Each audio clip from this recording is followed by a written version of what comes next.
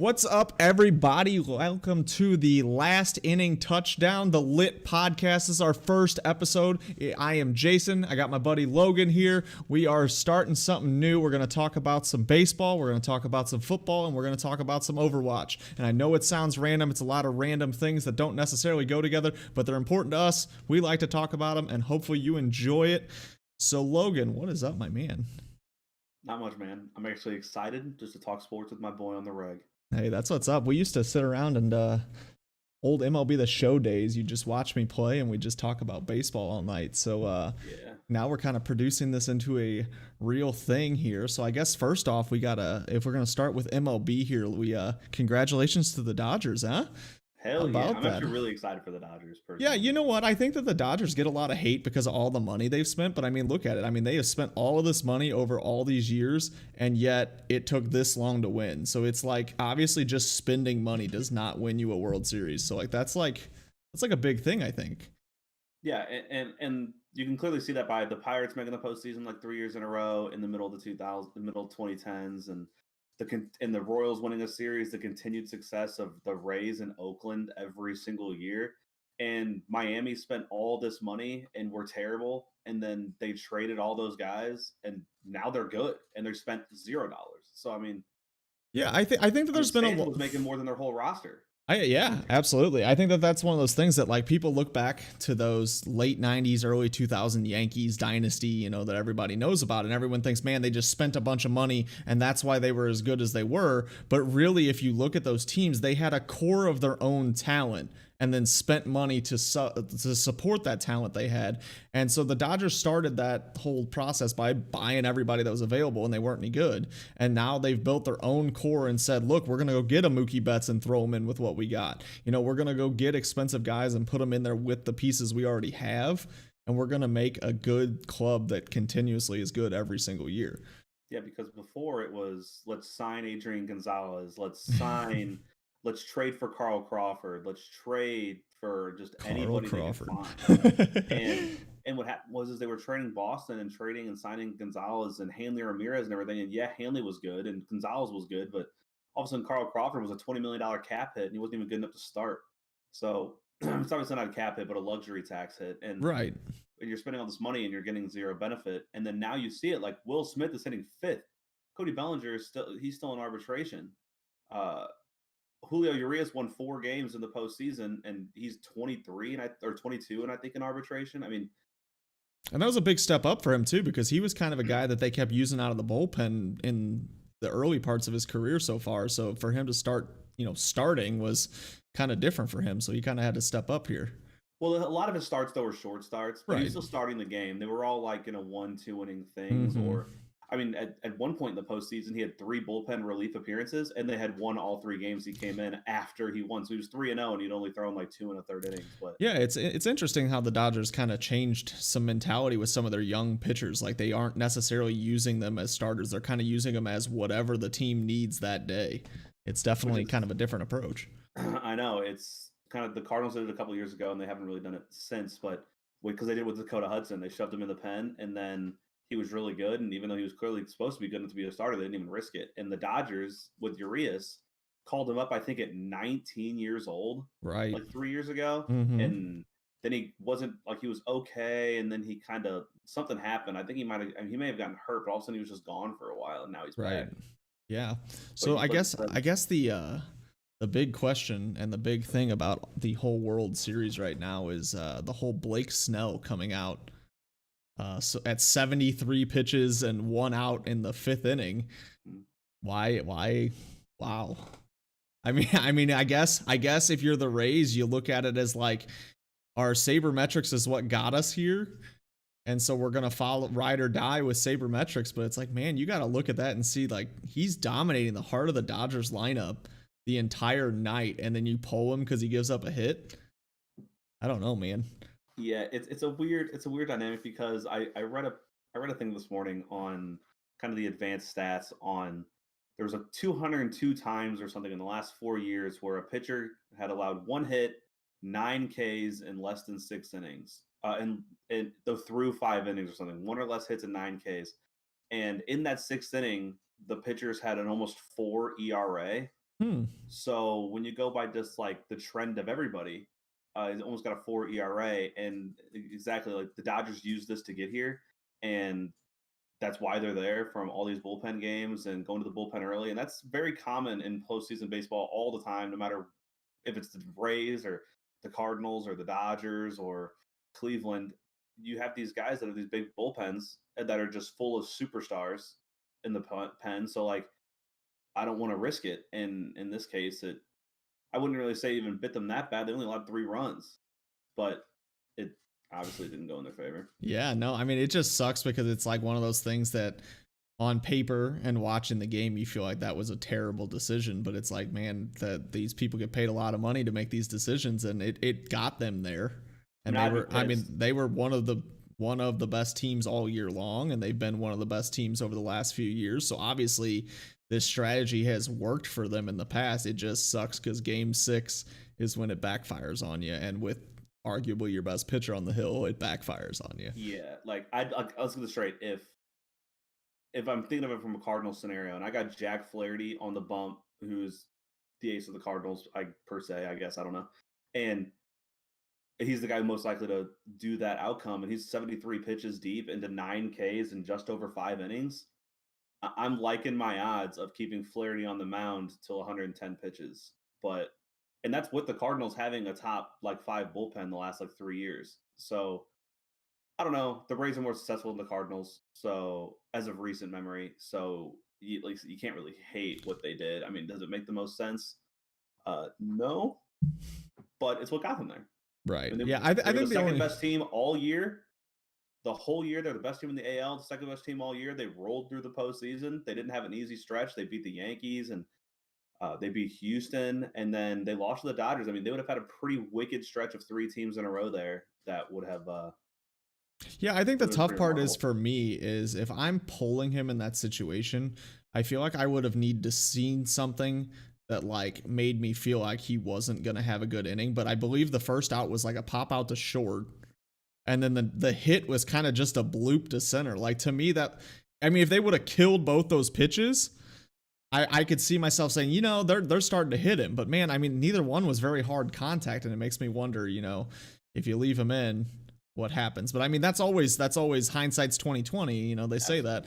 I mean, if they bring in some guy out of the bullpen, he strikes out the side, we're not even talking about this. So it's like, Exactly. that's where it's tough. Is you're kind of screwed either way as the manager, because nobody's going to even remember the fact that you went to the bullpen there and struck out the side.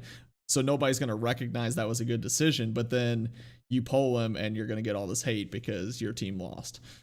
Yep, because the runs scored. And pretty much what we're both saying is it's what got them there. They stuck with it. Snell's not happy. The Rays aren't happy, but that's what got them there. And they're going to be pissed, but I mean, they're good enough to be back again. So we're both in agreement that was kind of the right. Yeah. So last little World Series thing, just because Brandon felt like we needed to say it. Justin Turner got COVID and left the game. So everyone knows that though. Anyways, I agree with the decision to let him party. They were together the whole day. That's what I don't honestly. Okay, so I didn't really plan on talking about this, but my thought is, why pull him? He's already been out there the entire game. You might as well just let him play. What's the difference? It was protocol the whole year. They did it for a Cardinal in the middle of a game. Only issue was the third inning, not eighth inning of Game 6 of the World Series, and you're arguably the best player on the field. But I mean, it's what they got to do. It's what the rules were. And I know we don't want to talk about this long, but I think they did the right thing. They've been sitting on the benches together all day. What is them partying and taking pictures going to do? I mean, yeah, he wore a mask for some of the pictures and didn't wear them for others. Okay, cool. Yeah, yeah, I mean, it is what it is. I'm all about that. This guy is the 4th longest tenured Dodger, and he's had the most heartbreak and dealt with the cheating of the Astros and dealt with everything. He deserved to be out there. He balled out the whole postseason, and I was happy. I was incredibly ecstatic when I saw that picture on Twitter, and people were getting frustrated with it, and I was like, I'm all in. I was very sad that it wasn't received so well, because it's like, man, you know what? Here's the deal. When it comes down to it, more than likely nothing's going to come of it. Nobody's going to get sick from it. And this is possibly a once in a lifetime thing for him. Like, even if you're his teammates, you're probably thinking, you know what, I'll bite the bullet and get sick to let him celebrate this once in a lifetime thing with us. Why are athletes held to a higher standard than my coworkers that I sit 4 feet from? I agree. All right, so moving on, though, that is World Series talk. But now that the World Series over, that means we move into off-season baseball. And for casual fans, off-season baseball can be frustrating and boring, but for the people that dig in, I love off-season baseball. I love all the possibilities, all the stuff that you don't think is, you truthfully at heart know it's not going to happen, but it's still fun to play what if every offseason, and so I'm excited for the offseason, and I think that unfortunately, so I guess obviously Logan is a Cardinals fan. It's big and in his background. My current setup, it's not obvious, but actually right here over my shoulder is a Marlins banner. It's just really small. You can't really see it. But I am a Marlins fan, one of like 10 in the world. But for my perspective, 2020 was very exciting. 2020 was an opportunity that I haven't seen since I was in 5th grade, and that was playoff baseball for the Marlins. So, I mean, getting into the season, I mean, I'm very excited. I think looking at the season with it being 60 games, the Marlins definitely fell off from their hot start. Their hot start was huge for them, but there was a lot of positive watching them play. Like it was different. In the years past when I watched Marlins games, they weren't even like competitive. Like they're not even taking competitive at bats. They're not like this year, their guys were up there battling. Even guys batting like 210, 220 are seeing pitches. They're getting 6, 7 pitches in at bat. You can see that the mindset has changed there. And then just these young arms, man, they're exciting. They've got some good young players that are fun to watch. They remind me, this year reminded me of one of the years of the St. Louis, like the last couple years of the St. Louis Rams, which I know is not a good comparison overall, but it was like watching the Rams every year lose games by 25 points. And then all of a sudden they got a new coach and they drafted a couple guys, and all of a sudden I could watch second half of football games. I mean, I didn't watch a second half of a football game, I felt like, for 6 years because the Rams were losing by 25 points at the half. So all of a sudden you're staying competitive and in it. And yeah, I mean, the hot start saved them, but that's every team. I mean, not everyone's the Dodgers or the Rays. I mean, the Cardinals won 9 in a row, and they finished 1 or 2 over 500. So, and they played 2 less games than everybody else. I mean, they would have made the playoffs, but it would have been like, what seed are they? But and their payroll is triple the Marlins, or like 5 times the Marlins. And so, yeah, what I'm saying is it's different. Just the same thing it was, even though the Rams wound up still only being garbage. So hopefully the Marlins pick it up better than the Rams did. Is the Rams would still go 5-11 every year, but they were watchable. And now the Marlins, unlike the last 3 years, are a watchable baseball team. I agree, and that's exciting to see Alcantara. And that's what's for me as a true Marlins fan and not a bandwagon fan, was it was just fun to watch players develop and see success. Even some of the players that didn't have success all year long, like a Trevor Rogers. That guy had like the most or second most strikeouts in the first 2 or 3 starts for a Marlins pitcher, which at a young age, the Marlins have had a lot of young pitchers that are really, really good throughout their franchise. Even though it's been a short-term franchise, they've had some really good young pitchers. So to even be in a list of that many strikeouts, and he wasn't even like a headline pitcher for them. So it was kind of cool to see that they have options. Do I think if it was a full season, they would have been as successful? I don't think so. I think in general, young teams throughout baseball have shown that 162 games is really hard for young pitchers and young players to play the whole season and be consistent and win. But if you can put together a team that at least when they're playing is interesting to watch, that's a win for me. Some interesting things that I found out today. I did a little bit of reading before we recorded today, and I found out that the Marlins have a new TV contract going into play next year that's going to get them $50 million, where their old one was less than 20. So, I mean, they're going to more than double some available money there. So that, I don't see them making any big splashes in the offseason, but I think that money is good for locking up some of these guys that are showing they're going to be good down the road. And as long as we don't use it stupidly, we'll have that money available to keep this team, at least the parts that seem to be working together, and then kind of build around it, like we said some of the other teams that have seen success do. Um, is there an attempted payroll for the Marlins? I have not looked. I don't know if there's. I don't think Jeter has really made a statement at all. Like, I think he's kept that incredibly quiet. Like, what his max ever payroll will be. Like, I'm intrigued by that though. I'm intrigued by. I wonder if in a rebuilding low fan base team, I wonder if keeping that a secret is probably a good thing, because like if you go out and say, oh, this is our max payroll ever, and people are like, oh, that's kind of lowball, like they may never be interested because they may feel like that's no it. team ever really says it, but you just like Right now the Marlins are at a record low in spending. Rob Manfred last offseason sent a memo to the Marlins, Pirates, and Oakland saying spend some damn money or we'll try to figure something out. Right. Which was hilarious to me, especially to Oakland, because Oakland wins baseball games, but I understand what he's saying. And honestly, the Pirates wouldn't be bad. They just kind of missed. Like they had some young players that just missed. Well, like recently, they were good, and then they blew it. I mean, they were really good. They traded Garrett Cole for Chris Archer. I mean, they traded Garrett Cole for like next to nothing. And then got Chris Archer. And then they traded Tyler Glasnow for Chris Archer. Yep. And so, I mean, they blew it in trades. I mean, absolutely. And then guys like Josh Bell way underperformed, not looking good at all this year. That was only in a 60-game year. I agree. And he's got no protection, right? I mean, when you are by far in your own zip code as the best batter on the team, it's hard to be as good as you want to be. Like that's what was like the benefit of. I'm gonna use a Cardinal reference here because obvious. Benefit of Albert Pujols hitting in front of Jim Edmonds, Scott Rowland, and Matt Holliday for 11 years. I mean, he's got guys behind him that can do some serious damage. And Josh Bell, the guy hitting behind him, got traded to Miami. And then, actually, he hit in front of him, Starlin. But, actually, he got traded to Arizona, right? And then Arizona traded him to you? Yes. Yeah, so yes. I mean, basically, that whole speaking team, of Starling Marte, they did pick up his option for next year, so he will be back, which is not a surprise. Speaking of picking up options, the Cardinals didn't, and I'm sad. I'm very upset. I was very surprised. So I guess we'll just use this as a transition over to the Cardinals now. I'll let you talk about the Cardinals. I am in shock. The news broke today that Colton Wong the option was not picked up.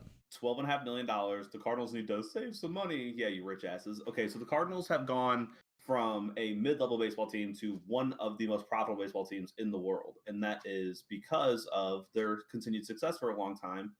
And they never really spent an unbelievable amount of money. Did they have big payrolls? Yeah, they were around 10 to 12, but they never had a top 3 payroll season where they spent $220 million.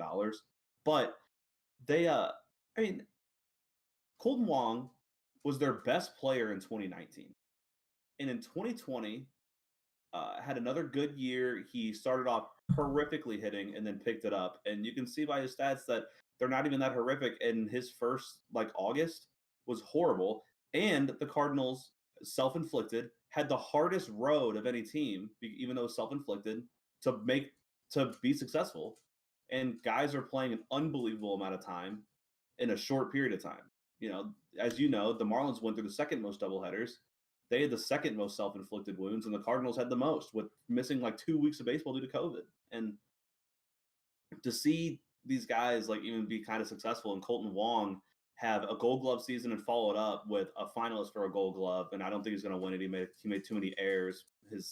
The advanced stats are what is saving him. He made 4 or 5 errors, but his advanced stats are ridiculous. His range is the biggest range in the MLB, I think, period, on the infield, for his range factor, and he's just absolutely killing it. And $12.5 million, that's a lot of money for a second baseman who doesn't really hit a lot of balls in the gaps. So I see it, but I think either they were going to accept it and then extend him. But now they got to fight the whole market. And yeah, so I do wonder when I heard this, I wonder if MLB teams / the Cardinals, things like that, know something that we don't, though. And I think that you got to keep in mind with this COVID season, I wonder if contracts this offseason are going to be less. Oh, 100%. And so they're going to offer Colton Wong lesser money and try and bring him back for less, but they still have intention of bringing him back. I wonder if that's the direction. Contracts are going to be weird. The top level contracts are not going to be affected. As in, Mookie, let's say Mookie Betts was actually going to be a free agent. He's not. His contract wouldn't have been affected. Well, like a Trevor Bauer. Yeah, Trevor Bauer, his contract won't be affected by this, but every mid-level guy's contract's going to be affected. I A agree. guy who's going to make 9 million, back up, is gonna make 7 million, and that's obviously Well, and 2 million is a I think that crap that's load of money. huge for a team like the Marlins, but also a team like the Cardinals who have a very specific way of approaching free agency. It's going to allow you to kind of get some of these mid-level guys kind of at a discount. And so I think that'll make the offseason kind of interesting for these teams that aren't usually big players in the offseason because now the money's not as, you know, ridiculous.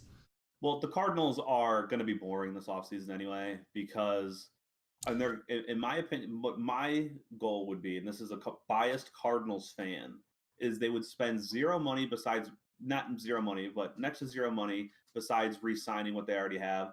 Resign Colton, resign Adam Wainwright, resign Yadier Molina. Reason why is Adam Wainwright is he is a he's just been a good baseball player, even while playing on these huge incentive deals. Yeah, he's very club friendly. He's very Yeah, club he's been friendly. very club friendly the last 2 years, and he's been very successful the last year. He's had his best 2 years over the last. I mean, Right, his in last quite some 7 years, time, yeah. but the last 2 years, especially this year, he was great. And then Yachty, the reason why I'm saying Yachty is Andrew Knitzer is obviously the guy. You can see it. He runs well. He plays defense incredibly well. And his bat isn't that great, but he's never gotten a consistent at bat. So you can't really make too big of a judgment there. But you can see he hits the ball in the gap. But there's a special thing about having a guy on your team for 18 years and be a Hall of Famer and be an organizational Hall of Famer too. I mean, Yachty's got it all. He's going to be a Hall of Famer at this point. He's got the 2,000 hits. He's got the 9 Gold Gloves. He's got it all. But it would be cool to see a guy on the team the whole time. He's going to have a statue outside the bush. Do I think it's the right move? Honestly, no. But at the same time, it's special to see something like that. So my question, down. since you're on Yachty and you're down, how much is too much for Yachty? I'd say, and this is gonna be a lot. I'm already saying like 2 years, 30 is kind of the max I'd do. I don't even think he deserves 30, but because I think I read or heard somewhere that he wanted like 2 years, 16 and a half or something like that. And he wants to play full time too. So your young guy's not going to get to develop at all exactly. Because he doesn't want to give he doesn't want to give up any of that time, which I get it. When you're the best at your craft and as good as he is, he wants to continue those numbers. And he wants to leave no shadow of a doubt that he was as good as he is. But it does kind of hurt your franchise a little bit, delaying 100%. The next, because unfortunately he doesn't seem like he's willing to take on that mentor role for the team.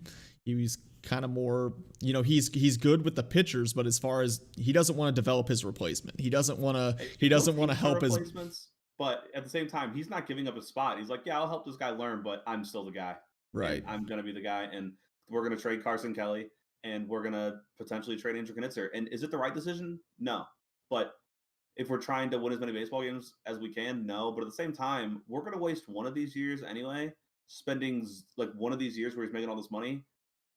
We're not going to spend anything this offseason. And the reason why is I wrote it down here because I wanted to remember is the Cardinals this offseason will spend zero money, as little as they can.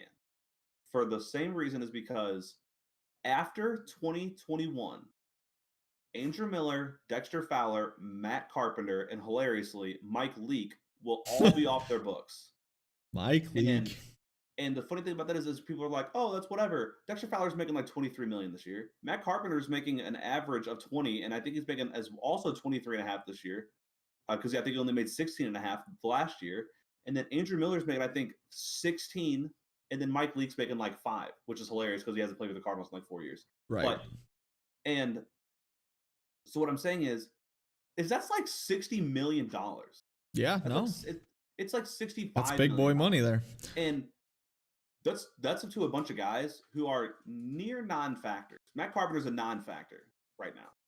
The Cardinals had a great contract with him, and then they added these 2 years for whatever reason. I don't know. And that's coming from the biggest Matt Carpenter fanboy. I got a Matt Carpenter picture right there on my wall. I love Matt Carpenter, but wasn't the right contract. Dexter Fowler was good last year. I'll give it to him, but that's a lot of money for someone who's okay. Yeah, it's a lot of money for someone who is taking a lot of hate for playing exactly the way he's always played in his career. I mean, he's playing That's exactly last how year. he always has, except Last he had the one real bad year. But like for He the had most a part, he's been the same player he's always been, yeah. and he's He had getting a a lot of rough heat for it because they paid him too much money. because he had a rough first year. It wasn't that like he wasn't that bad, and then his second year in St. Louis, he was literally the worst player in all baseball. Oh And I yeah, don't think you can really argue that.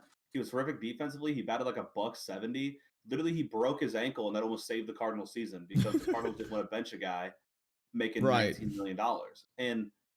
Uh, and then last year he had a horrific start, and I'm like, oh my god, I'm about to watch it again. And then he had a really good second half, and then because he took off when Matt Carpenter took off, and then last year he uh, he's played well. He missed some games hurt though. He had a dehydration thing, but he played well. I was very impressed with Dexter Fowler last year. I have no complaints with Dexter Fowler last year. He did everything, in my opinion, well. I mean, does he deserve to make that much money? No, but the Cardinals offered it to him because they needed to show their will on the Cubs after the Cubs signed Hayward and right, Lackey. So they right. needed to show their will and overpay for a guy that no one else was going to offer $60 million to.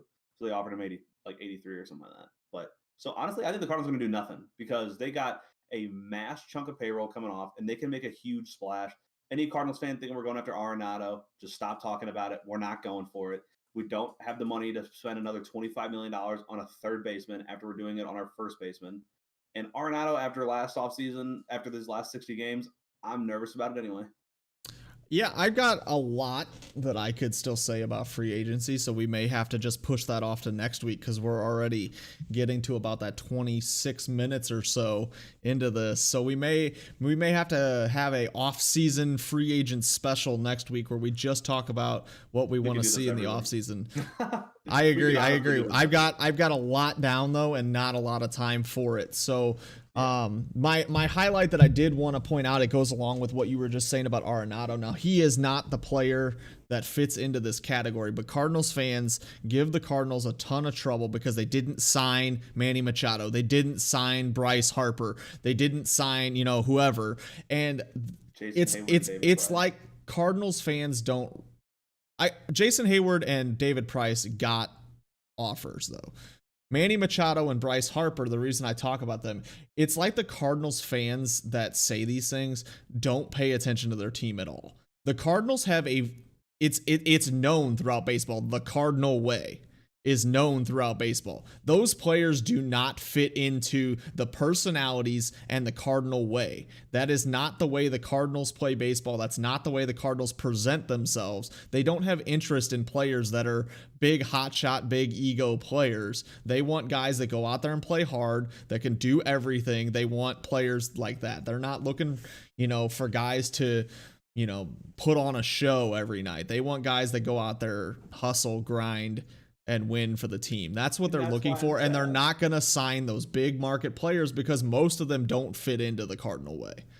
Yeah, they signed their big market player that is the Cardinal way. If you want to talk about a guy who deserves to be on the Cardinals because the Cardinals are boring as shit, Paul Goldschmidt. Jesus Christ. Love that guy. And that guy could not fit the Cardinals anymore. I've got some suggestions for the Cardinals for next year, but I'll save it for next week. I think we got some interesting conversations. So we're gonna move on in to the NFL. So if I leave anything out here, some notable people. Kenyon Drake got hurt this week. OBJ out for the season. Christian McCaffrey practiced today, and he took off the red shirt. So he was back to full contact practices as today. I don't see him being a factor this week due to the fact that they're playing on Thursday. If he's just now practicing contact here on Wednesday, just doesn't seem like it matches up to me. I believe it's like Chicago or something like that. Yeah, they're not bringing him back. And I think it's at Chicago too. It's definitely not Chicago. Definitely not. Chicago played Monday. Hold on. Chicago played the Rams on Monday. Let me double check. Chicago. Oh no, they're playing Atlanta.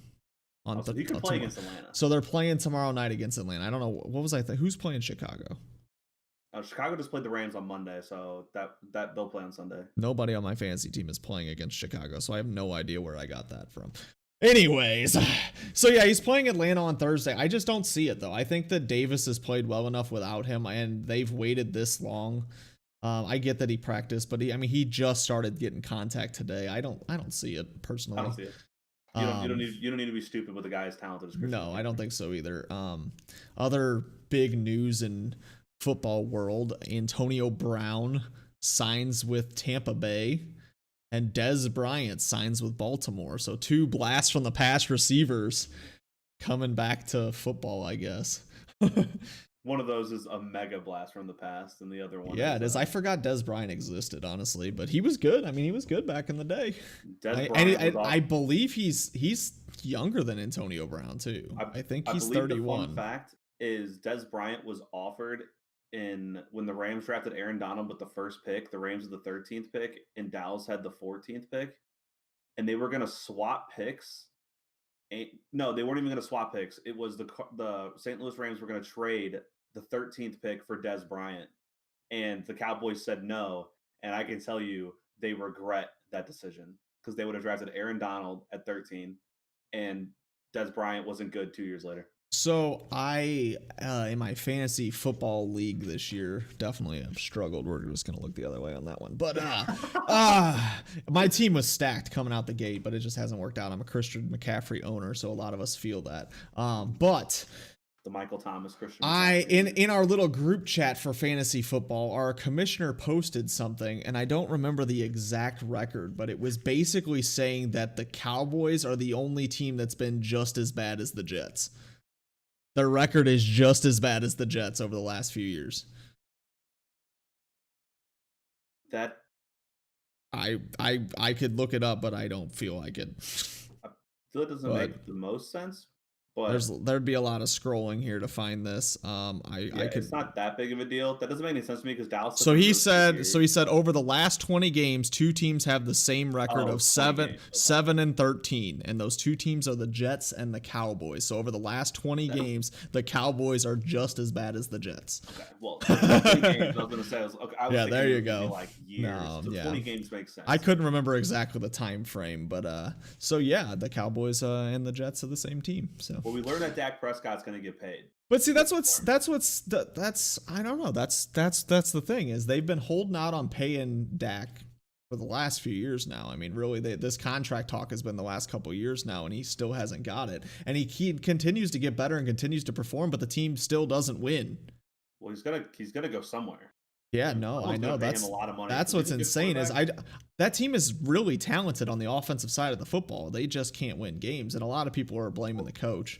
Do you see their defense? Yeah, that too, but they're like breaking records. I swear. They're allowing like an NFL record like 36.5 points a game. Hey, what are you gonna do? Start Antonio Gibson last week against him. That's what I did, and he went off. It worked. Exactly. They can't stop anybody, and Dak's out here dropping.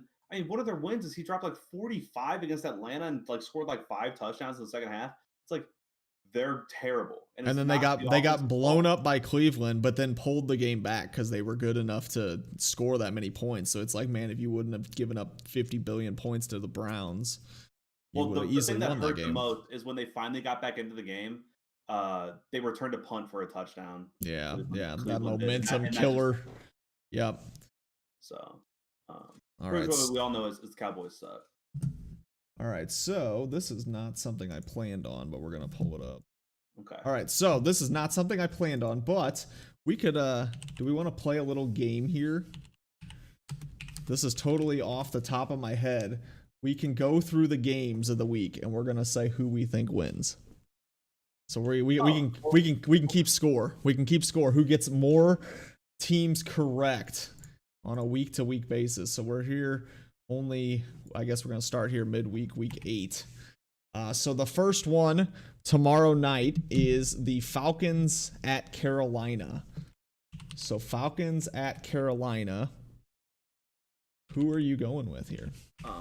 Do I need to write this down, or are you just going to write it? I'm typing it here on the side over here, so I'm good. We'll have it up. Sorry, someone just pulled in my driveway, and then they backed out. All right, so Falcons at Carolina playing on Thursday night. How are you feeling about that game? I'll go first this time, I guess, and then we'll just go back and forth. Okay. I'm going to go with Carolina at home. Oh, Carolina at home. Carolina at home. Good defense. First-year coach, and they're 3-4, but Falcons are They're known as a boring choke offense. fest. Yeah, Known Falcons as a choke fest. Well, Falcons should have at least 3 or 4 wins too, but they just can't close out games. So, Yeah, I mean, I think this is actually a really tough game to project out because both teams definitely have major flaws and can go any way. I don't know. I feel like the Falcons are due. Like, I feel like they're kind of just due to win a game. I agree. Like, they've had a lot of really close games. And so we'll go opposite picks here, just, make it interesting. And I'll go with, so you go Carolina, I go Atlanta. Yeah. All right. So the next game on the line here is the Vikings at Packers. Packers. I'm going Packers. Interesting. So for some reason, and maybe it's the fact that the guy I'm playing this week in fantasy football has like half the Packers. I don't know. I feel like this is going to be one of those weeks where the Packers kind of poop the bed again and the Vikings pull it out somehow. I don't know why. I just got that feeling that the Vikings played Seattle really, really strong this year. And that to me is very similar to Green Bay and how they have that huge offensive skill. And I would be interested. I think I'm going Minnesota here as the upside. I'm sure that the Packers are the favorite here. Packers are going to be a massive favorite. The Packers did only beat the Vikings by 9 in week 1, by the way. I mean, I feel like the Vikings defense has been terrible this year, but I mean, they're capable and they've shown it. I mean, they held Seattle earlier in the year. I think for some reason I just got this feeling, and maybe it's wishful thinking because I want to see all these Packers players fail against me in fantasy football, but I'm really banking on Minnesota here. We might need to pick this segment up, or we'll. All right, we'll pick it up. So, next game, Titans at Bengals. Titans. Yeah, I guess I got to go that direction too. We'll both go to. They are. They're a solid team. I think the Bengals have the ability to surprise people, but I don't see it here. I like the Bengals. He's been very good fantasy wise.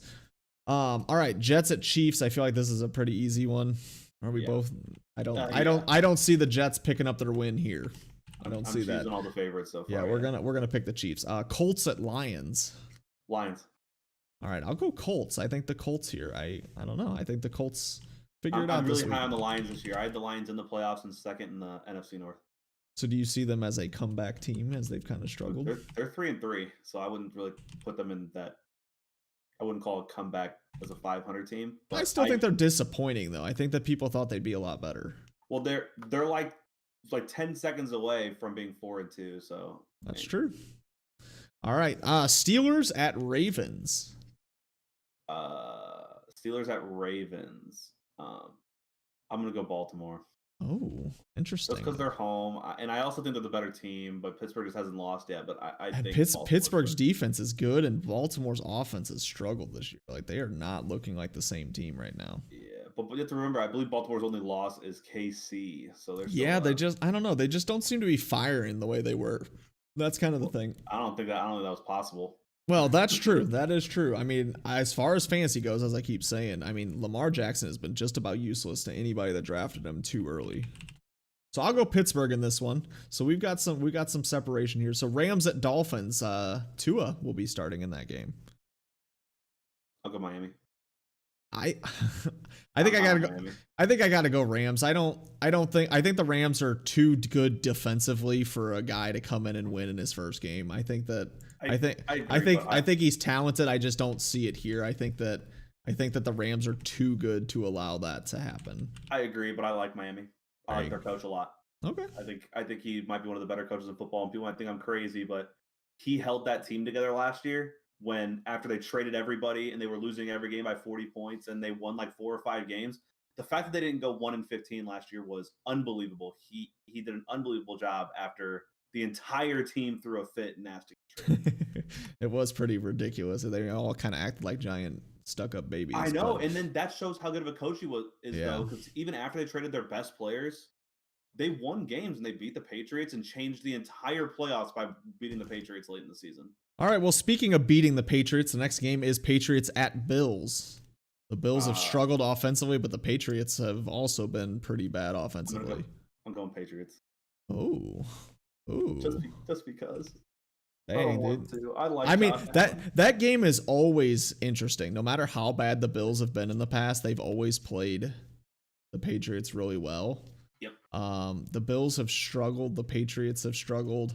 I think I'm gonna go Bills here, especially for the possible pick up a point there on you. Try and pick up a point I like on how you. we're both choosing a lot of different games, and we've both chosen upsets. I think you've chosen more upsets than me. Anyway, I like the upsets. All right, Raiders at Browns. Raiders. Yeah, I'm gonna go Raiders as well here. I think they're a good team this year, and I think they're very good. I think that they're being overlooked a lot of times because KC's in their division. I think OBJ's distraction will hurt Cleveland, like him not being there. And I'm not saying as like a distraction as an annoyance. I mean the fact that he requires pretty much a double team on every play. Yeah, absolutely. He think was a that big will- part of that the will offense this change the year. entire He game. wasn't classic OBJ, but he was definitely a big part of that offense. He still changes the game every time he's on the field because you have to double him. Just like if Tyreek Hill's hurt for the Chiefs, it is a big deal. All right, I think that this is in my mind this is an easy one. Yet every time these two teams play, it's always interesting. The Chargers at Broncos. Justin Herbert and Drew Lock, baby, Herbert is so good in Denver. in Denver. At picked the Mile High Stadium. I picked up Herbert, and I am immediately now starting him because he is so good fantasy wise. I don't believe that they are allowing a single person in that stadium, and I'm going Denver. Oh, okay. Well, I'm going for the Chargers. I thought that would be. I don't know. I think that they're just a much better team in this situation. Agree, but I actually have them as like that's like an upset to me. They're definitely the worst team. Drew Lock's played worse. This is the matchup Justin for Herbert them. Was going to be a piece of crap, and God, he's a freak. The passes he's making are not like, oh, I'm just like when Robert Griffin's rookie year when he was just throwing. No, yeah, he is throwing this darts. This guy is throwing dimes everywhere. I love Absolutely. him. I got him playing bad this week as like I sure hope not. I started him. Yeah, he's 100% going to play bad because you started him. So probably, honestly, that is the definition. I told my entire league if there's any NFL players they wish poor performances on, just trade them to my team because that is guaranteed. I trade for Tyreek Hill, and the first week he plays for me, he gets 5 points. All right. Anyways, all right. We've got 4 games left. Saints at Bears. Saints at Bears. I'm big on the Bears down train. I think the Bears are going to blow it. So I think so too. Saints. I am also going Saints. I think that the Bears just have too many question marks at quarterback now. I think Foles is kind of he looked awful last week. He was lost. And so I think that the Saints are just too good and the Bears are just trending the wrong direction. I love both of the Bears quarterbacks. This is a good one here. 49ers at the Seahawks. I know. This is a tough one. This is defense versus offense. This is game of the year like every year during the regular season. This is defense versus offense every year that is just bonkers. Like last year, I think San Fran stuffed Seattle at the 1 to clinch the first seed in the postseason. If they lose that game, Seattle got the 1 seed. And then that made their road easy, and they walked to the Super Bowl and lost. But San Francisco doesn't look like the same team to me. They've also lost a lot of injuries. Yeah, a lot of injuries. A lot of I don't know. Things aren't clicking right, and something's off there. I think I'm also going Seattle, but I don't think it's a Seattle game. Had a bad week though. I don't think it's a game that Seattle plays tremendously well like they have. I think that they do win it though. Seattle just play bad. Seattle, I don't know. All I know is that Tyler Lockett got me 53 Arizona points. And OT, and I believe they blew that. I think they actually had a good chance there. So, anyways, go. So yeah, I guess we're both going Seattle there. 2 games left. This is an interesting one. This is Injury City, Cowboys at Eagles. Yeah. Good God. Good God. So here we go. I'm going Eagles. Yeah, this is probably one of the the Cowboys are on their second string, third string, whatever quarterback. Their third quarterback now. I mean, they've got bringing another one, by the way. They've got all the talent. Their punter, I guess, is going to be the backup. They're going into the game with one. That is something else. I don't know. I think I guess I got to go Eagles here as well. I just don't think I'm going Eagles because Cowboys now can't score, and they have the worst defense in the NFL. They're going to go 2-14. When you don't have a quarterback, when you lose your starting quarterback, it's huge. But then you lose your backup too. You're really just kind of screwed here. I don't think they're stand screwed a regardless chance because their defense was too bad. When you lose your starting quarterback, your defense is that bad. I literally think they're going 2-14. I think they're losing out. Yeah, I could see that for sure. All right, last one I think is a pretty obvious one, unless you're thinking upset city here, is Buccaneers at the Giants. Tom Brady, the GOAT. I'm taking Bucs. I mean, you always think that at some point these really bad teams are going to upset somebody really good. It seems to happen all the time, but I got to go Tampa Bay here too. The Giants beat Tom Brady because that's what they do. Yeah, it's kind of hard to pick the Giants this year. They're just bad. Daniel Jones runs the ball 90 yards for a touchdown and falls. Rip. Rest in peace, Daniel Jones. At least he didn't fumble on the play. All right, so I have that written down. I will have to keep track of that somewhere. I have a couple of topics I want to bring up for football. We can just make quick shoot questions. Little bangers. I'm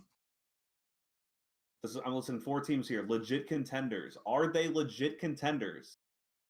Titans. Am I answering it one at a time here? Okay. Yeah, answering one at a time. The Titans. Legit contenders. Titans. Oh my gosh. For some reason in my mind, I say no. Like, I don't know what it is, but something in my mind just says that they are overperforming. Like, that they are not as... I don't know if it's because Pittsburgh kind of tossed them around. Like Pittsburgh looked really good against them. I thought that game was really close. Anyways, I'm going yes. It was close. It was 27-24, but it never felt close. Like when I was watching it, I felt like I don't know. I don't think they are. I just something about it. Something doesn't feel right. Hey, that's fine. We'll try. Like I said, we'll try to hit these. Browns. No. Colts. No. Bills. Man, if you asked me this after like week 3 or 4, I'd say yes, but now they're trending in the wrong direction now. This is tough. I like Josh Allen a lot though, so I'm going to say yes. I'm going to say he turns it around. I think he's athletic and he's a god, let's be honest. I'm going yes. I like Let's Josh go Allen. yes also. I don't want to say no to everybody. Oh, you were. I went 2 and 2. You were about to go in 4. All right, quarterbacks. You have to choose one of them. Okay. You have to pick one of these guys as your quarterback for the next 3 years. Drew Lock, Gardner Minshew, Sam Darnold, Baker Mayfield. I believe these are all 2nd or 3rd year guys. Sam Darnold may be a 4-year guy. Drew Lock, Gardner Minshew, Sam Darnold, Baker Mayfield. I'm going to be honest with you. This is really, for me, this is only a 2-horse race here at all. Like in my mind, the only 2 that I'm even thinking about are Gardner, because that dude has surprised me. I don't know. I've always been big on him. I think I'm kind of one of those people that buys into the quirkiness. Like he's got the mustache going. He's got all the, I mean, there were the memes going when he came out last year. I'm into that stuff, so I'm a buyer on him. I'm all for it. And then my other one, I'm blanking now. The last one. Yeah, Drew? Baker. I'm going Baker. I think that I don't know. I don't think Drew Lock. I don't think Drew Lock's that good. I don't. So I would of those, I guess. You gotta pick one. I guess I'm going Gardner because I feel like I'm going Lock. Interesting. I don't know. I don't something about Drew. Health isn't a question. So I don't know. Drew Lock, just when I watch him play, it doesn't excite me. If you have to pick one team that's going to turn it around, we talked about this. I don't know if we talked about it at the beginning or before recording. One team is going to turn the season around. Who is it? Who's going to go and who's going to be a team that's got 2 or 3 wins or less and is going to win 9 or 10 games? That means they're going to have to go at least 7-3 the rest of the way. So you'll probably need to pull up the standings. That's what I did. I just pulled the standings up so I could look at.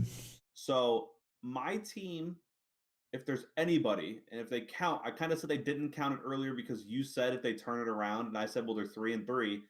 The Detroit Lions, I'm very high on the Lions. I think the teams I wanted to say it that turn it around are all 3-3. I wanted to say Miami could do some damage. I wanted to say Detroit could do some damage. I want to say Vegas could do some damage, but they're all 3-3. I don't know. But I'm gonna if we're gonna count 3-3, I'm going Detroit. Detroit, and I'm a believer in Stafford. I like Stafford. I'm a believer in the team. I just like their roster. I think it was really well put together roster. They're in a tough division with the Vikings, Bears, and Packers, but I got them in second in the playoffs. My initial thought on teams that come back, the first thing I did was look at the NFC least. Because my thought was one of those teams is going to have to win, and the other one gets to play the other three of them. So, I mean, you would think that there's some wins there, but nobody on that list really gets you going and makes you have any confidence at all. Exactly. The winner of that division could win 6 games. So when we say comeback team, are we saying they just become better or they're becoming a playoff team? They start winning. A good team that's bad. Like a team that you were talking about because you're really high on their quarterback is San Diego. All of a sudden, a team that's 2-4 wins a lot of games, and all of a sudden they're 9-7 and they're in. Well, I don't think that this team is going to end up in, but a team that I think is a lot better than they're playing is the Vikings. I don't think the Vikings are a 1-5 team. I think that they're I would think they're a much better team than do I think they're going to make it to the playoffs? I don't know about all that. That would be crazy, impressive, but I do think that they're going to start winning a lot more games and they're going to be taken a lot more seriously, which is why I had them beating the Packers, is because I think that they're going to start showing up here the second half of the season. If I were going to pick a surprise playoff team, I mean, maybe like Carolina at 3-4 when Christian McCaffrey comes back. I mean, we saw what those wide receiver weapons could do when Cam was out of there and someone else was in there. And I think Teddy Bridgewater is talented. I mean, yeah, I think that that's a team that could be a surprise, kind of 500 team that turns it around as well. Okay. The other team I was thinking there is the Chargers, like I said, but any team that goes from good to bad. Team, I think the obvious one's the Bears. I think the Bears are trash. I think they're awful. I got a good buddy at work who's a big Bears fan, and I had them finishing 4th in their division. No, 3rd. I had them finishing 3rd in the division with 6 wins, and they already got 5, so I'm still sticking with that. I think they're bad. I don't think the Bears are any good at all. I'm not really sure what's going on there, but I think that they got that defensive line. They may Eddie have Jackson at safety are. Eddie Jackson at safety is. They may lose the rest. They may lose the rest of the season. I don't. I actually think that they have a one. I heard on Sirius XM Fantasy that they do have the easiest schedule for running backs the rest of the season. So if they could get the running game going, that could really change things around for them. But but they're second to last in the NFL. But. Yeah, I don't know. I don't get it. I don't know. I'm not a believer in the Bears. The other teams that are winning teams right now, I definitely could see. I could see the Colts falling off at 4-2 as well. I don't trust their quarterback situation. I think their schedule's easy though.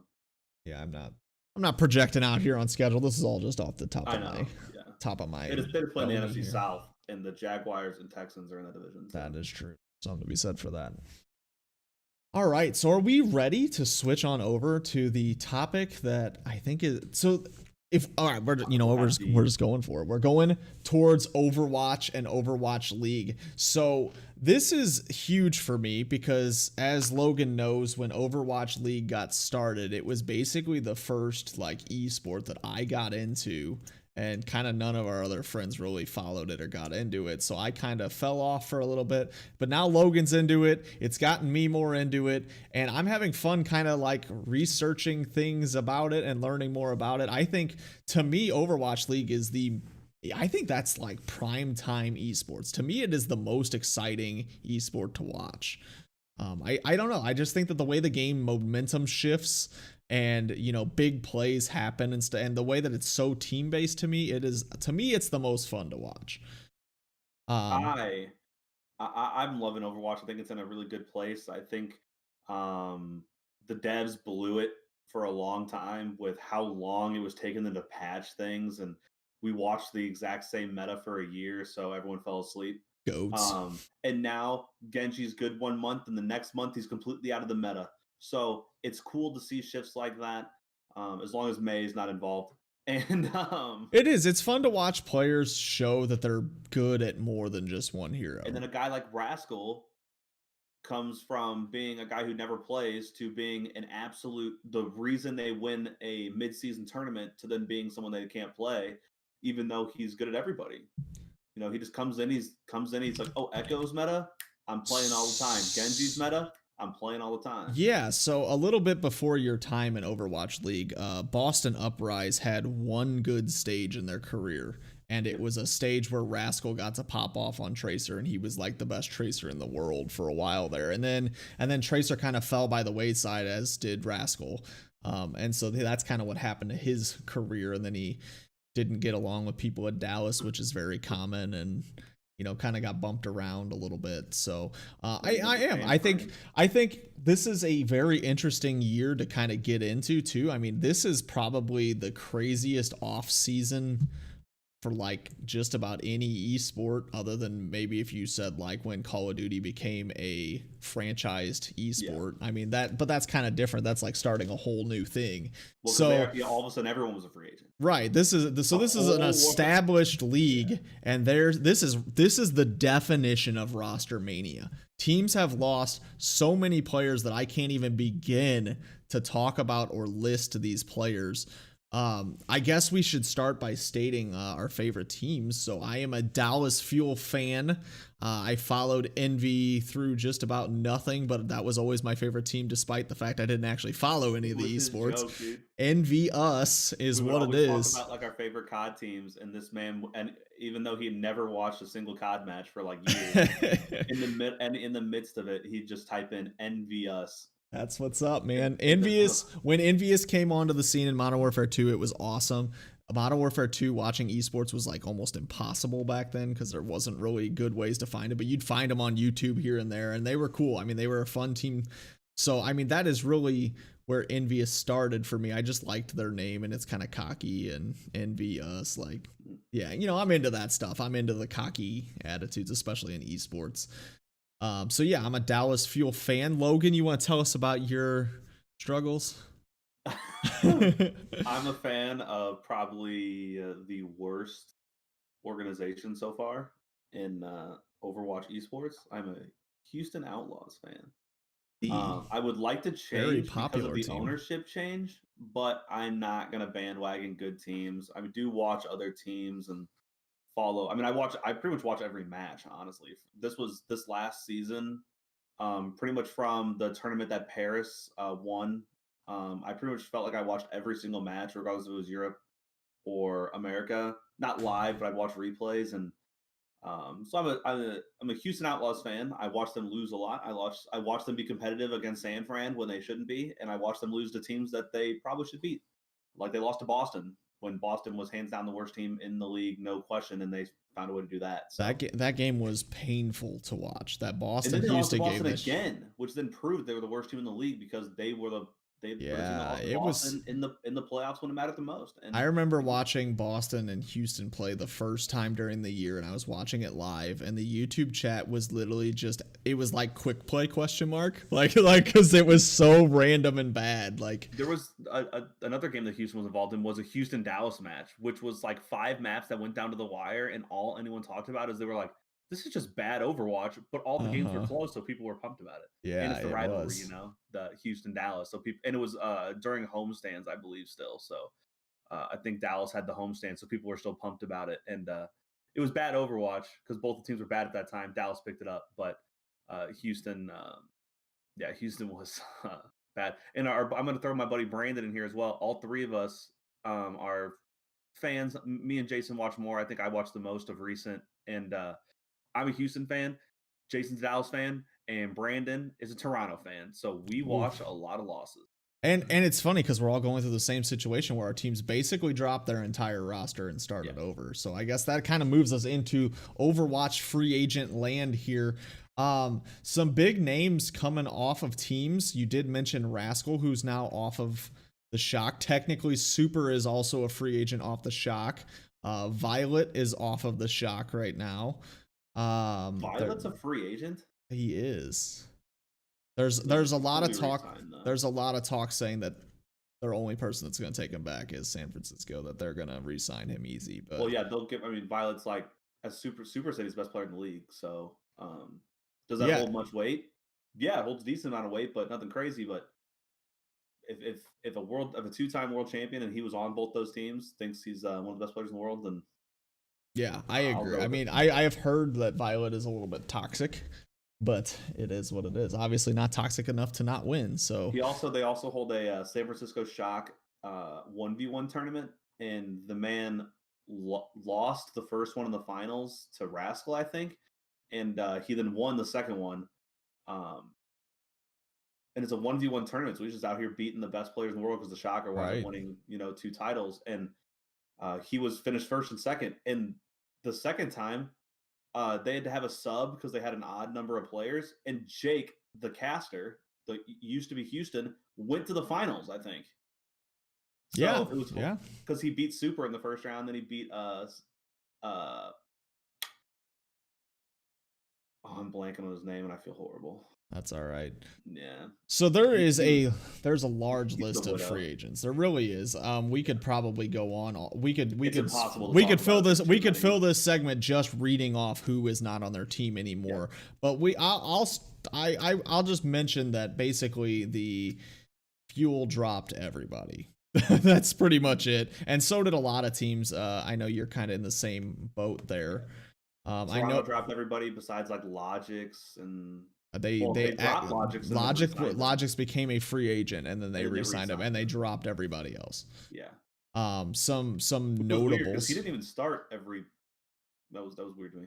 Yeah, so it was interesting because anybody that followed Dallas this year knows that they had arguably the best DPS player in the league in Decay. And then they had struggles with the coaching staff and Decay went his separate ways and then went on to carry Oh my god, another dude. team. So that's very interesting. It shows how good he was. Well, Washington signed him and somebody else. I forgot who it was, and all of a sudden they were a new team. I mean, Yeah. they decided to. I don't even think he played DPS. I think he was playing Zarya a lot. He was playing a lot of whatever they needed. Yeah, and he was they were carrying. Playing around him, which is a good way to win against bad teams and not a good way to win against good teams because. But they were showing up. Like San Fran in Shanghai, you can have all 6 guys on the map kill at any time. Yep. And Washington kind of struggled with that against San Fran. They kind of, as what happened was they went up 2-0, right? And then they got reverse swept once they kind of figured it out. And yeah, dude, so UK, a freak of nature. All of a sudden he's on Dallas, and Dallas is doing okay, and then they're doing bad. They're doing okay. You would watch the Dallas games, and if Decay was popping off, they were in the game. If Decay was nowhere to be found, they were getting pooped on. I mean, that was pretty much it. I mean, as of right now, there hasn't been a lot of movement yet. It's been kind of a lot of just announcing who is not on teams. So really fortunate for my subject of Dallas Fuel, they have made some moves. And so basically the Dallas Fuel are trying to rebuild the Element Mystic team from 2018-2019. Was a very good contenders team. They brought on the coach. They already had Doha, who was one of the players that played for Element Mystic, and then they brought in Sparkle and now Rappel and Fielder. So they seem to be looking to make a big splash this year, which is very interesting. Question. I'm still kind of in the air about Sparkle. I don't really know what's going on with that. Yeah, I don't know that. I mean, that's the thing is I am not. This is another reason why I'm really excited to kind of do this podcast part about Overwatch League is because I feel like it's going to get me to dig in a little bit more. I don't follow contenders very well, and I'd like to. And I think that a lot of people, if you ask, say that Overwatch has done contenders league kind of dirty and made it so it's kind of not as accessible to people. So I would like to get into that a little bit more and kind of figure out where these players come from. But I do wonder, is Sparkle kind of a one-trick pony there with his Genji play? Up, the thing with Sparkle was he was known as like arguably the best Genji in the world, but he wasn't old enough. Right. And then he just so happened to turn 18 like 2 days after the biggest Genji buff ever. So it's literally like the Overwatch developers or the Overwatch buff team said, Sparkle turning 18, let's make this guy a star right away. Yeah. And all of a sudden, Paris walks into the tournament a 9 seed at a 17, take down Dallas in actually their best match they played until the finals, and then Paris then just rolled everybody was behind Sparkle until the finals when they played Philly in an unbelievably close series that Paris wound up winning. But we don't really know what's going on with Sparkle because the second Genji kind of fell off like a month later. Paris fell right back to where they deserved to be in the middle of the pack, not doing anything impressive, and Sparkle kind of stopped being talked about. And that's where I am a little concerned as a Fuel fan is if we're because a lot of these guys all came from Paris, including the coach, and so it's like, are we just replicating the team they had? The other problem I see is they also signed Hanben as well, who was a Element Mystic guy. The problem is they don't have a main tank currently, and in the top 25 Overwatch League free agents, the only main tank player that is a free agent is Super. And now, would I love to have Super on my team? Absolutely, I love the guy. Yeah. I mean, I love watching his streams. He's a fun guy. I mean, he's definitely kind of taken that role of face of Overwatch League, despite not always being a starter on his own team. I would love Dallas to go out and say, we're doing it, we're going all in on you, Super, here's all your money, blah blah blah. But I think that that's actually going to happen? No. So that puts a big question mark of who is going to play main tank, and anyone that has played Overwatch knows your main tank is a big decider in how the game is played, really. I mean, And it takes a lot to play main tank because it can be incredibly frustrating when you're not supported enough. And so for a guy like Super, that's not a problem because his mental attitude is incredibly good. Obviously, he's had it pretty easy playing on really good teams, but right. even when they struggled when he first got called up to, the pros, is what we'll just call it, he they weren't that good when he first got called up. They were doing okay. They were winning and losing, but he's got a good attitude about him, and he's a winner. He wants to win, and I think it would be good for literally any team in the league just to have him on the roster to hear him talk is good for teams. He's and he is the face of Overwatch. I don't think there's any question about that. He is 100% the face of Overwatch. They make him when they had a big event. He was the host of the big San Francisco Shock T-Mobile 1v1 tourney. They didn't even bring casters in. They had him be the caster, Yep. and then and he did a good job of keeping the team from like cussing and stuff like that. And then he was on Fallon 2 years ago, last year, and he was on Fallon like yesterday. So Yep. um, Yeah, and him and Sinatra, when they came up, they were like the big deal, and then they were Sinatra definitely both the went a faces. different direction. And then Sinatra decided that he was sick of Overwatch and wanted to try to. And then he's banking on Valorant, making him way more money, and super stuck with Overwatch, and he's incredibly successful. And yeah, like Jason said, he was benched for a good chunk of the year, or only played on Kings Row.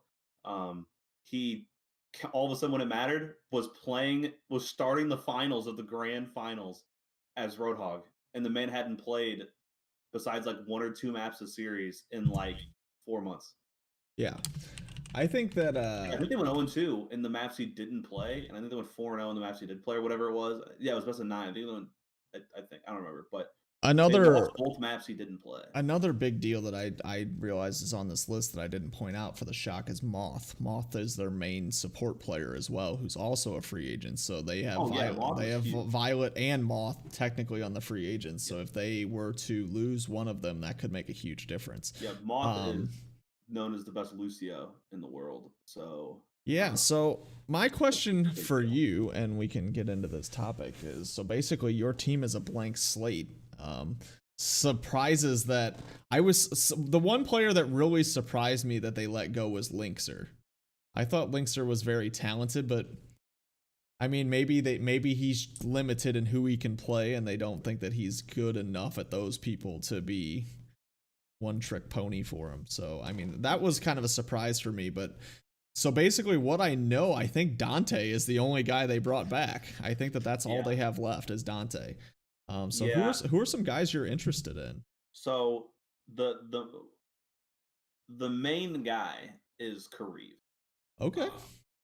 He is a support player for people who don't know, and I can Google him real fast. But he had a very good year and was playing very good as a flex support. He played a lot as Ana for a long time. He was on the Toronto Defiant, which weren't that good, but I remember at the start of the year, people were talking about him being a freak. Like he was incredibly good, incredibly talented. So I like him, especially for a team like Houston that are trying to do some damage, but they probably can't spend the most money.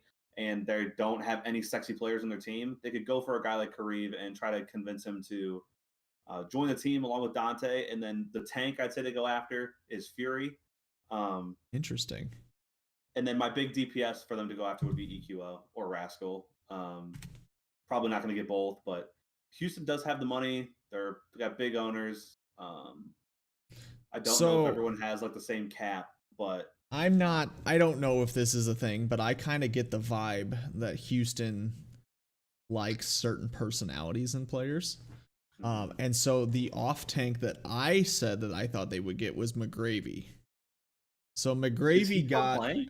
Yes, so he was I thought he just got an award. I don't remember what it's called, but it is an award basically like saying that he's an outstanding person on and off the Overwatch game. So he's a good person on and off. He's an off tank player.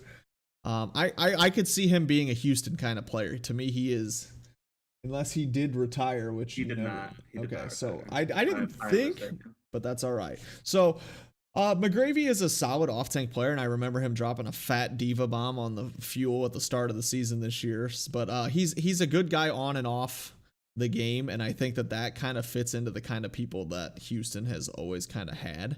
Because Houston is, despite not being good, it's one of the most popular teams. It's, they were Optic. They were owned by Hex. Yeah. At the start, they were Optic. Now they're not.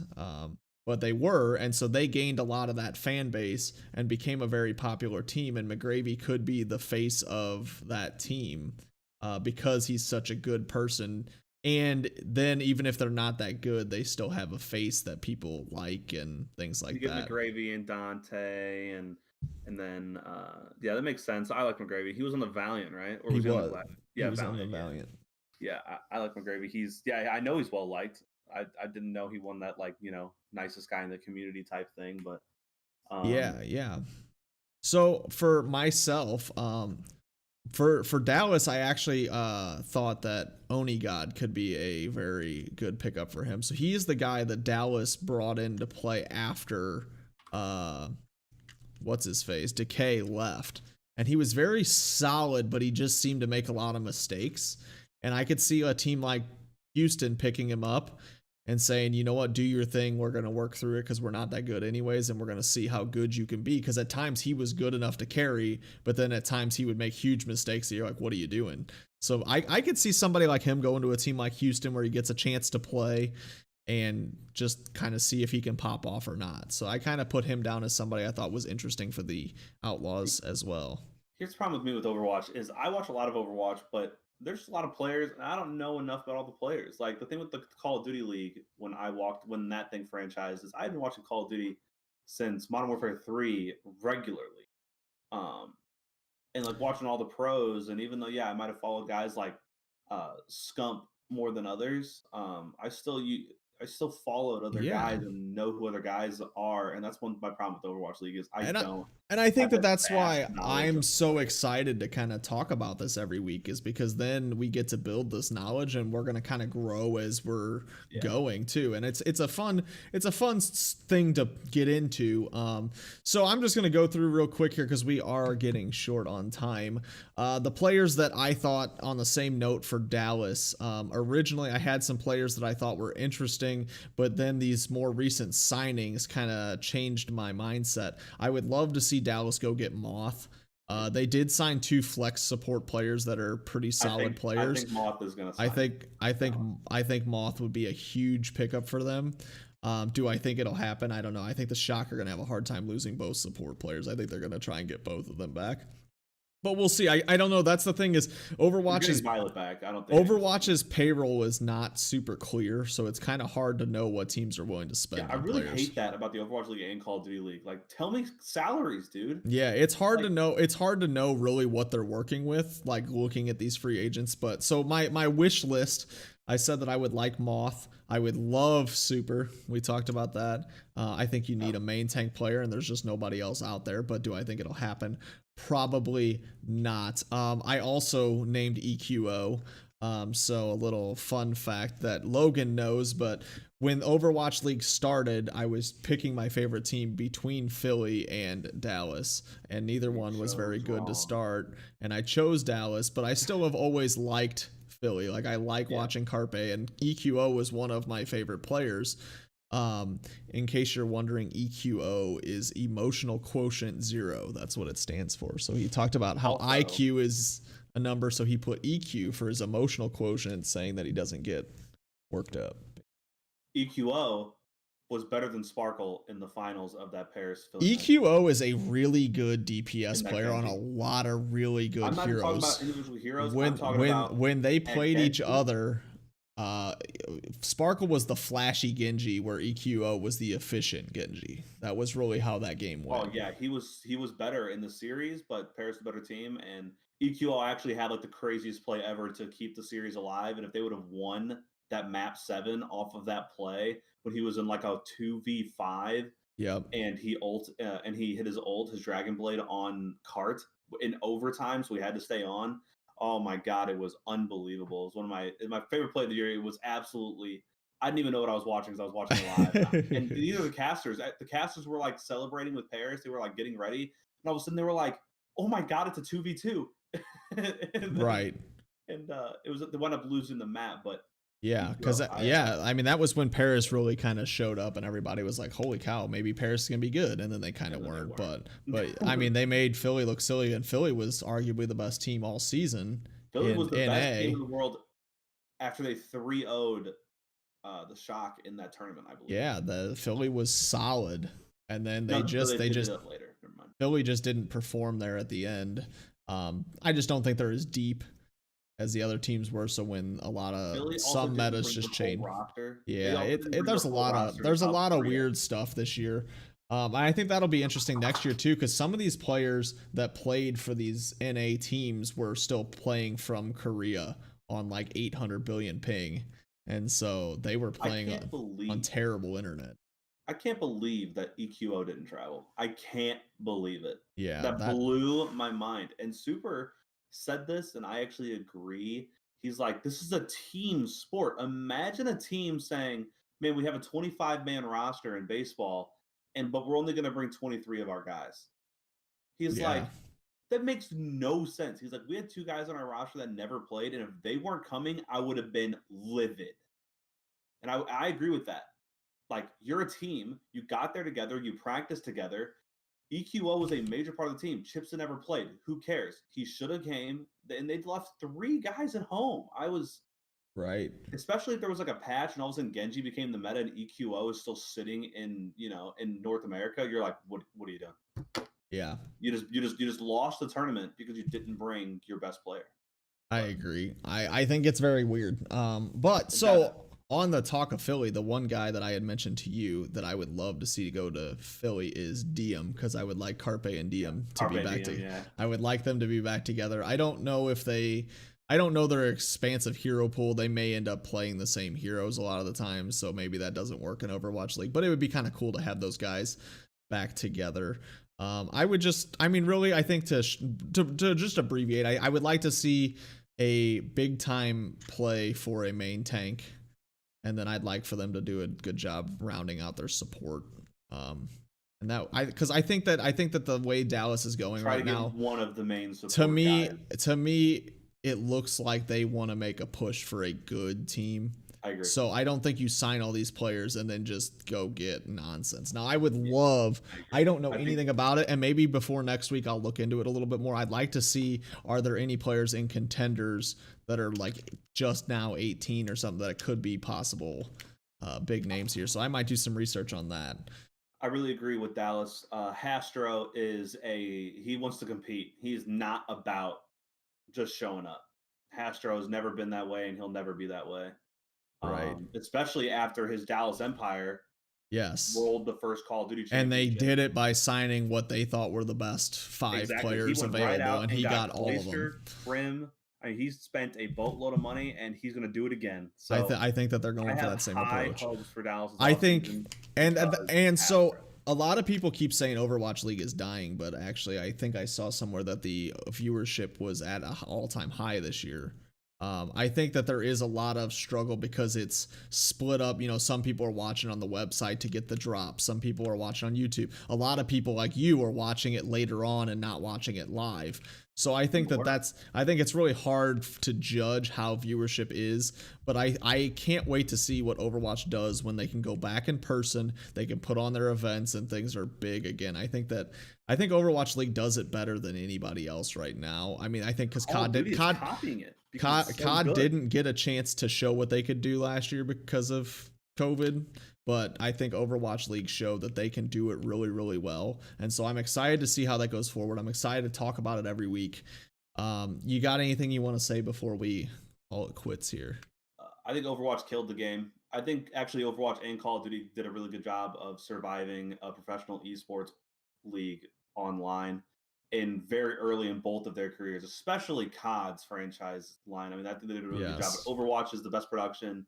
They're the most. They seem like they got it going on. They got the right girl at the desk. She kills it every week. Bren is hilarious. I love listening to that guy talk. I don't know why, but I do. I just think they got the best thing going on. And I like their little playful over analyze or whatever it is, that the Overwatch show that they do in between like each week of playing. Like they have fun with it. They kind of do like an ESPN of Overwatch League each week, and that's kind of fun. Like it's cool. The only thing I would like to see more, and this is my only issue I've had with Overwatch League, and I don't mean this in any kind of offensive way, but it is tough to like the personalities of people that don't speak the same language as you. When a lot of the league is Korean, I know. I'm just saying for me, I love personality in players, and it sucks that we don't get, because a lot of them have it. It just sucks that there's that language barrier. You know, you hear someone you'll hear like the translator make the sly remark that the guy wanted. It's like, man, it doesn't hit the same when the translator says it as if I heard you say it. And so it's like that does suck. So nice. But I'm excited. I'm excited to learn more about it moving forward. I'm excited to keep doing this podcast. This is going to be fun. It'll keep us in and keep us talking. Yeah, and I think I've got a ton of stuff that I'm ready to still talk about next week too, and then we can add to it based on whatever happens these upcoming weeks. But I think that is going to wrap it up. We are about almost an hour and a half here. We really went for it. It's an hour and 22, so not too bad for the first episode here at the last inning touchdown, which has nothing to do with Overwatch, but it does the other two sports, so that's good enough for me. Logan, anything you want to say before we go? No, it's excited to do this and talk and have some conversations about some fun stuff. And baseball offseason will keep going. Football's going to keep going.